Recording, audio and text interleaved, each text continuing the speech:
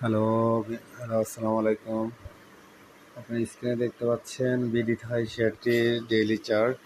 আমরা দেখতে পাচ্ছি শেয়ারটি কিন্তু ট্রিপল টপ তৈরি করে আছে। যে কোনো সময় শেয়ারটি কিন্তু তার এই লেভেল ক্রস করে যেতে পারে, অর্থাৎ 16 টাকা 50 পয়সার এই লেভেল ক্রস করলে শেয়ারটি কিন্তু আমরা দেখতে পাচ্ছি তার সামনে কিন্তু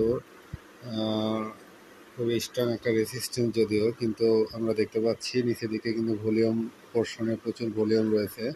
সেক্ষেত্রে শেয়ারটি আসলে ভালো করার জন্য সিগন্যাল দিচ্ছে মনে হয়। তো সেক্ষেত্রে শেয়ারটি কিন্তু ভালো করতে পারে।